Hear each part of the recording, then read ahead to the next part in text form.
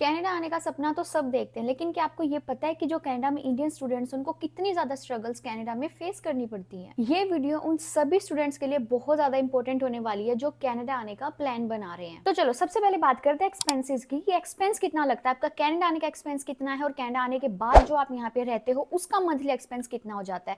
जितने भी student India से कनाडा आने की सोचते हैं अपने दिमाग में कुछ ना कुछ तो बिठाते हैं कि वहाँ जाके महीने का इतना खर्चा होगा, या फिर हम कनाडा का वीज़ा लगवा रहे हैं तो वीज़ा की इतनी फीस होगी। तो मैं सारा आपको एक्सपेंस एक्चुअल में जो होता है वो बताती हूँ। तो सबसे पहले तो बात करते हैं आपकी ट्यूशन फीस की। जो कॉलेज आप सिलेक्ट करते हो वो कम से कम आपकी 15 से 30 लाख फीस होती ही होती है। आपको जितनी भी आप पढ़ाई है 2 साल की, 3 साल की, 1 साल की, आप मिनिमम टू मिनिमम 15 से 30 लाख तो आपको उसके लिए पे करने ही पड़ते हैं। उसके बाद जो हमारी रेंट है, ग्रोसरीज हैं, ट्रांसपोर्ट हैं और उसका बिल है, उसका मंथली का खर्चा आपका हो जाता है 60,000 से 1,20,000 तक। ये मैं आपको इंडियन रुपीज में बता रही हूँ। यहाँ पे आप लगा लो कि $1,200-1,500 आपका खर्चा, और इंडियन रुपीज में आपके लग जाएंगे 60,000 से 1,20,000 तक। सेकेंड चीज आ जाती है पार्ट टाइम जॉब ढूंढना। पार्ट टाइम जॉब ढूंढना ही अपने आप में बहुत ज्यादा टफ है, क्योंकि यहाँ पे लोग प्रायोरिटी देते हैं फुल टाइम वाले वर्कर को, ना कि पार्ट टाइम वाले वर्कर को। और आपको जब पार्ट टाइम जॉब मिलती है, जैसे आप स्टूडेंट वीजा पे हो, तो आप मैक्सिमम टू मैक्सिमम 20 घंटे ही काम कर सकते हो, इससे ज्यादा आप काम नहीं कर सकते। तो उसी घंटों में जितनी भी आपकी अर्निंग होगी महीने की टोटल करके, तो वो उसी से आपको अपना महीने का खर्चा चलाना पड़ता है, ग्रोसरीज का, और वो सब चीजें हो जाती हैं। कुछ स्टूडेंट्स को मल्टीपल जॉब्स करनी पड़ती है, जैसे उन्होंने अपना स्टूडेंट परमिट खत्म कर लिया है, वर्क परमिट पे हैं, तो वो मल्टीपल नाइट शिफ्ट भी करते हैं। आप लगा लो कि 2-2 3-3 जॉब्स भी वो करते हैं एक ही दिन में। कहीं पे फुल टाइम कर रहे हैं, फिर कहीं पे एक जगह पार्ट टाइम कर रहे हैं, फिर कहीं पे दूसरी जगह भी पार्ट टाइम कर रहे हैं, कई कई पूरी रात तक भी काम करते हैं। तब जाके यहाँ पे खर्चे निकाल पाते हैं और थोड़ी बहुत सेविंग हम कर पाते हैं। उसके बाद बात करते हैं हार्श विंटर और कनेडियन वेदर के बारे में। यहाँ पे बहुत ज़्यादा हार्श विंटर पड़ती है। कनाडा की विंटर्स एक्सट्रीम होती है, एटलीस्ट -30 टू -40 डिग्री तक टेम्परेचर जाता ही जाता है। तो अगर किसी को इंडिया की भी ठंड सहने की आदत नहीं है तो यहाँ पे उसके लिए बहुत ज़्यादा डिफिकल्ट हो जाएगा, बट टाइम के अकॉर्डिंग उसको आदत पड़ जाती है। ये नहीं है कि वो सहन ही नहीं कर सकता। बहुत ही रेयर केस होते हैं जो बिल्कुल ही सहन नहीं कर पाते, उसकी वजह से कई बार इंडिया भी वापस चले जाते हैं। तो स्नो और आइसी रोड से ट्रैवल करना भी बहुत ज़्यादा डिफिकल्ट हो जाता है। जो लोग बस का वेट करते हैं उसके लिए भी बहुत ज़्यादा डिफिकल्ट है, जिसके पास कार है उसके लिए भी डिफिकल्ट है ड्राइव करना, क्योंकि बहुत ज़्यादा स्लिपरी कार हो जाती है और ये सब चीज़ें होती हैं।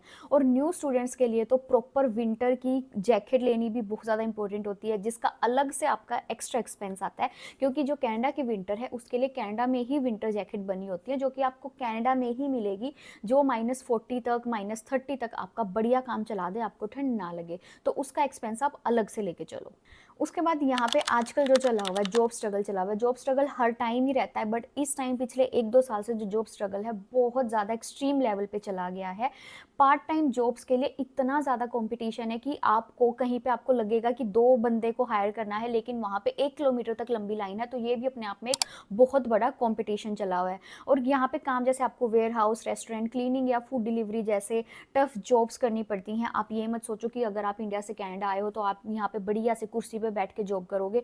बहुत ही वो भी आपको मिल सकती है, ऐसा नहीं है कि आप यहीं पे काम करोगे। अगर आप अच्छी जगह सर्च करोगे या आपको कोई स्किल होगी, आपका लक बहुत अच्छा होगा कि आप तो आपको अच्छी जगह भी जॉब मिल जाएंगी। बट 90% आपको वेयर हाउस में हो गया या फिर रेस्टोरेंट में हो गया, इस जगह पे, या फिर आपको फूड डिलीवरी करनी होगी तो यहीं पे आपको जॉब करनी पड़ती है।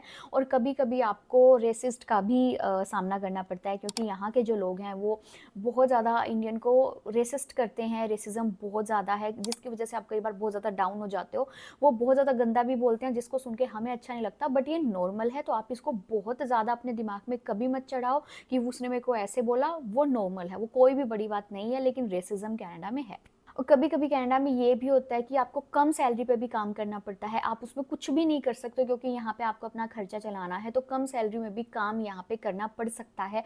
तो ये कभी मत सोचना कि मैं इस सैलरी में यहाँ पे काम क्यों करूँ, मैं कम पैसे में काम क्यों करूँ। जब आप यहाँ आते हो ना तो आप सब करने लग जाते हो। नेक्स्ट चीज़ जो मैटर करती है वो है कल्चरल एडजस्टमेंट एंड लोनलीनेस। यहाँ का जो कल्चर है, यहाँ की जो चीज़ें हैं, यहाँ के जो फेस्टिवल हैं, और हमारा लोनलीनेस क्यों, क्योंकि हमारे जो इंडियन फेस्टिवल हैं वो डिफरेंट है और यहाँ के जो फेस्टिवल है वो बिल्कुल डिफरेंट है।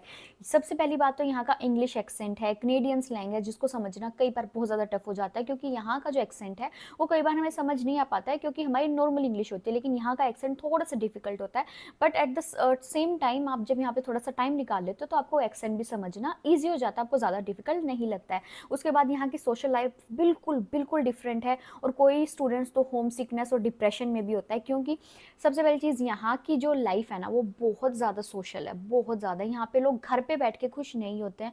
अपने इंडिया में हम घर पे बैठ के भी खुश हो जाते हैं, क्योंकि हमारे फैमिली मेम्बर्स होते हैं हमारे अराउंड, हम किसी से बात कर लेते हैं, शाम को दोस्त के साथ चले गए। लेकिन यहाँ पे डिप्रेशन बहुत ज़्यादा होता है, क्योंकि एक तो यहाँ पे आपके दोस्त नहीं होते, आपके फैमिली मेम्बर नहीं होते, फिर यहाँ पे आप दूसरे लोगों को देखते हो सोशलाइज करते हुए, उनको एंजॉय करते हुए, लेकिन आप वो नहीं कर पाते हो, तो अंदर ही अंदर आप ना घुटना शुरू कर देते हो, और आपको स्ट्रेस और डिप्रेशन जैसा कुछ होना दिमाग में शुरू हो जाता है, और आप घर पे बैठना शुरू कर देते हो। बहुत ज़्यादा होम सिकनेस होती है, आपको फैमिली मेम्बर्स की बहुत याद आती है। ये नॉर्मल है, और हर एक सिंगल स्टूडेंट को 99% ये चीज़ होती ही होती है। एक बार तो होम सिकनेस उसको बहुत ज़्यादा बुरी हो जाती है, डिप्रेशन उसको लगता है कि मैं बहुत ज़्यादा डिप्रेशन में जा रहा हूँ। तो ये चीज़ नॉर्मल है, इसको कभी भी अपने ऊपर हावी होने नहीं देना है। जितना हो सके आप भी सोशलाइज हो, जैसे आप बाहर निकलो, किसी से भी बातें करना शुरू कर दो। यहाँ पे बहुत नॉर्मल चीज़ है कि कोई भी चलता फिरता आप किसी से भी बात करना स्टार्ट कर दो, अपनी बस में जा रहे हो बात करना स्टार्ट कर दो। थोड़ा सोशल होना पड़ेगा अगर आप कनाडा में रहने के लिए आ रहे हो। यहाँ पे होम सिकनेस बहुत ईजी है करवाना, लेकिन उसे बाहर निकलना भी आपके ही हाथ में होता है, और होम सिकनेस करवाना भी आपके ही हाथ में होता है। उसके बाद सबसे ज़्यादा जो मेन चीज़ मेरे को लगती है वो है फूड और लाइफस्टाइल चेंजेस। यहाँ पे आने के बाद आपको घर का खाना नहीं मिलता,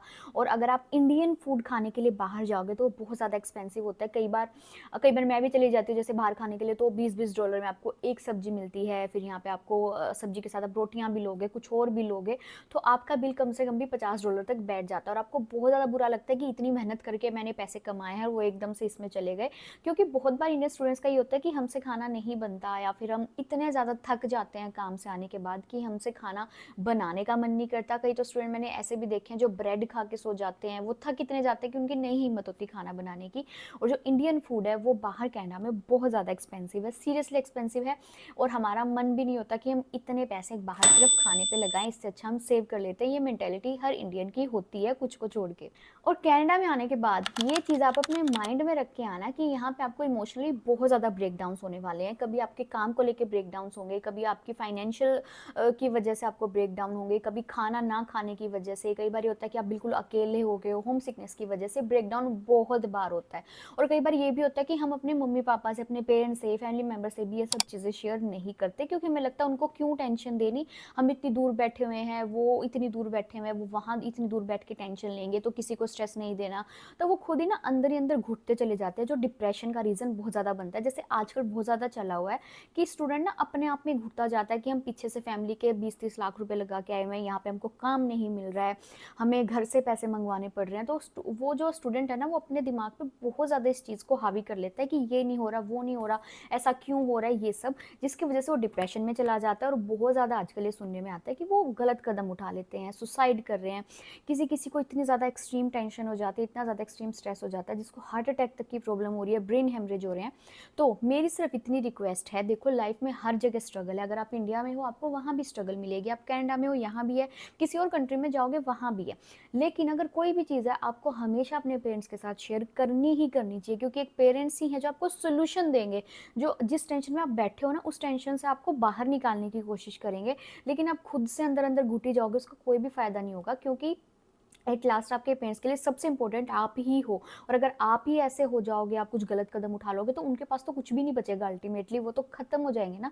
तो हमेशा अपने पेरेंट्स के साथ सब चीज़ शेयर करो, और ये चीज़ें भूल जाओ कि यहाँ पे आके इतना स्ट्रगल है। आपको सब कुछ मिलेगा लाइफ में, कनाडा में सब कुछ मिलेगा, अच्छी लाइफ भी, आप अच्छी लाइफ यहाँ पे सेटल कर सकते हो, अपना करियर यहाँ पे अच्छा सेट कर सकते हो। बट मेन चीज़ आपको पेशेंस रखना पड़ेगा। अगर आप कनाडा में आना चाहते हो तो आपका पेशेंस लेवल ना 100 होना चाहिए। अगर आपका पेशेंस लेवल यहाँ पे नहीं है तो आप यहाँ पे सर्वाइव नहीं कर पाओगे, बिल्कुल भी नहीं कर पाओगे। आपको जॉब भी मिल जाएगी, आपका करियर सेट हो जाएगा, आप फाइनेंशियली भी अच्छे हो जाओगे, लेकिन थोड़ा सा आपको चीज़ों को टाइम देना ही देना पड़ेगा। मेन इस वीडियो का कंक्लूजन क्या निकल के आता है कि पहले से आप इंडिया से थोड़ी सी सेविंग लेके आना, अपने माइंड को जितना हो सके स्ट्रॉन्ग बना के लेके आना। ये बिल्कुल मत सोचना कि मुझे अगर काम नहीं मिल रहा तो सब कुछ बेकार है।